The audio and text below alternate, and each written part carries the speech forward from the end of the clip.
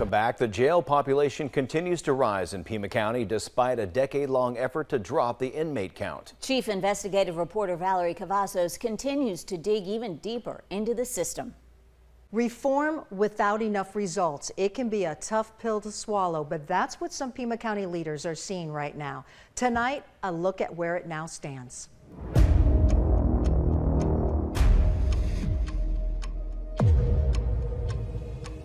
This is the Pima County Adult Detention Complex. Right now, nearly 1,900 inmates are inside this jail. I have a jail full of people. After a decade worth of work, Sheriff Chris Nanos believes Pima County's criminal justice reform plan is not making enough of a dent. I don't see it. I've never seen it. It all started with a directive: drop the inmate population in the Pima County Jail to 1,300 to avoid building a new one. In 2014, the jail was bursting at the seams, averaging 2,100, sometimes cresting over 2,300.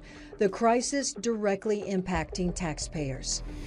In came the MacArthur Foundation. The private organization had launched a nationwide safety and justice challenge to help cities rethink their criminal justice systems. The initiative's goal: reduce over-incarceration with new strategies and advance racial equity. The county came up with 6 new strategies to make it happen here. The foundation awarded the county nearly $4 million to help make it all work. Data shows the inmate count hovered around 1,850 for several years. And then in 2020, a sudden change.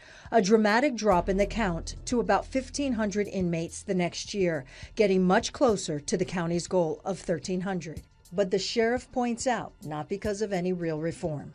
Simply, we said, quit arresting for a while. We got to, if you can, cite the person, don't book them. There was really no real policy change. It was simply COVID.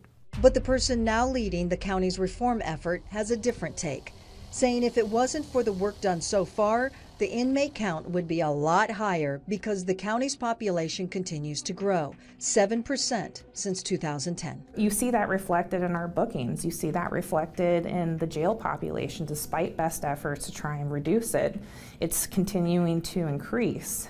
Kate Vesley is in charge of the Justice Services Department, formerly the Criminal Justice Reform Unit. When we started the MacArthur project, our population was 20% misdemeanors, but nowadays our jail population is about 4 to 5% of misdemeanors. She says if things stayed the way they were, we would be looking at a population of 2,400 or more. But Nanos argues, without tackling the root cause of misdemeanor crimes, the jail has become a revolving door of reoffenders who are racking up new charges, sometimes leveling up to violent felonies. Now, nearly all the inmates sitting in jail are facing felonies, and the count is climbing, moving further away from the 1,300 goal. I think there's got to be a better way. To be fair, I think they have had some success, but is it to the success that others were thinking of?